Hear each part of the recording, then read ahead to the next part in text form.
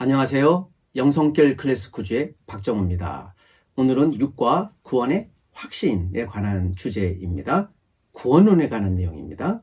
핵심 구절은 두 가지, 요한복음 5장 24절, 5장 13절 암송하거나 소리 읽어주십시오. 이거의 핵심 내용은 세 가지입니다. 구원의 성경적 의미를 아는 것과 구원의 확신이 있는지 없는지를 한번 살펴보는 것과 구원의 지정의 세 가지 측면을 살펴보면서 구원의 확신이 내가 온전한 것인지 이해하게 될 수 있을 것입니다. 마음문을 활짝 열며 지금까지 받은 인생의 기억에 남는 선물이 무엇일까라는 질문을 서로 주고받으면서요. 선물은 마음을 담아서 주는 선물이잖아요. 귀한 것이잖아요. 마치 그것처럼 내가 받은 구원도 과연 선물일까에 관한 질문을 생각해 보는 것입니다. 마음의 씨앗을 뿌리며 구원을 위한 하나님의 계획이라는 사실인데, 자, 이것은 1번에서 2번까지 질문입니다. 죽으면은 세 가지 죽음이 있습니다. 영적인 죽음, 하나님과 친밀한 관계가 깨진 죽음입니다.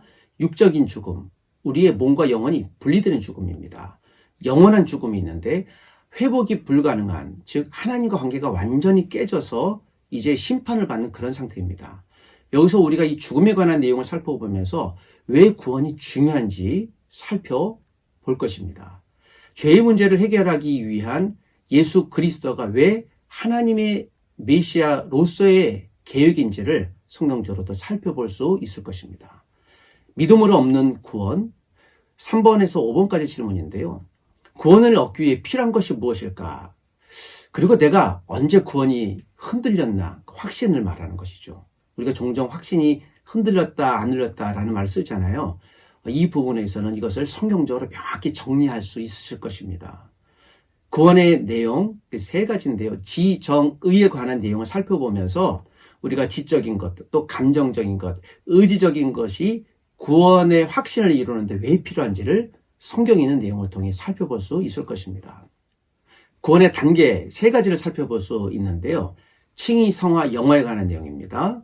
이미 내가 구원받았어요. 이것은 칭의라고 하는 것이고요. 칭이 된 사람들이 하늘나라 가기 전까지 이 땅에서 사는 삶, 성화의 삶이고요. 그리고 우리가 죽어서 영원히 가는 천국에서 영화의 삶인데요.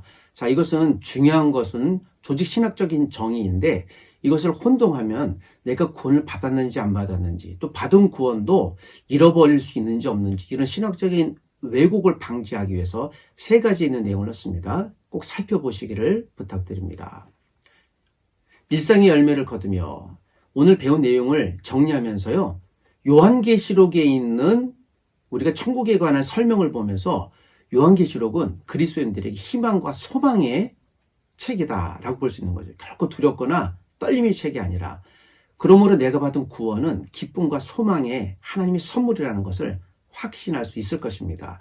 흔들리지 않는 구원의 확신, 이거에서 확실히 정리할 수 있으실 것입니다.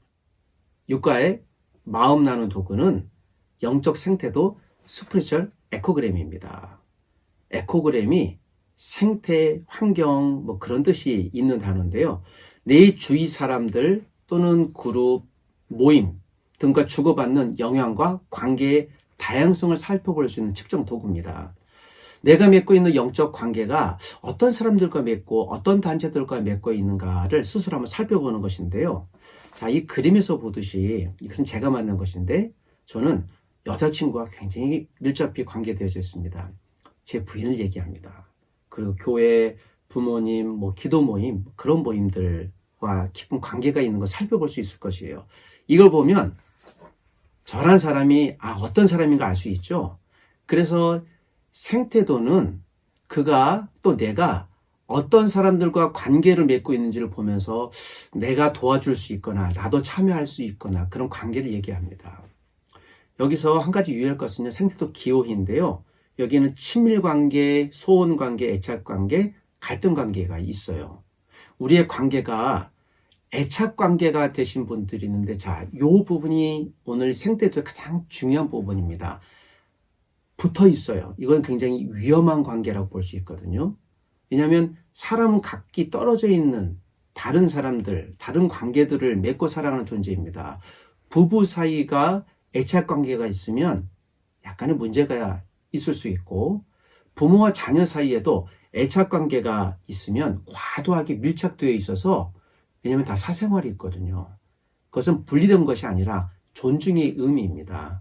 이것을 살펴보면서 내가 너무나도 과도하게 되어 있구나, 또는 너무 멀어져 있구나, 또는 갈등 관계에 있구나, 이걸 어떻게 해소할 수 있을까라는 것을 서로 나눌 수 있죠.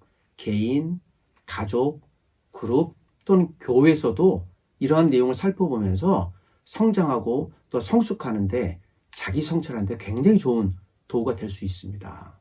자, 이 내용을 꼭 한번 같이 나눠주시기를 부탁드리겠습니다. 오늘 여기서 마치겠습니다.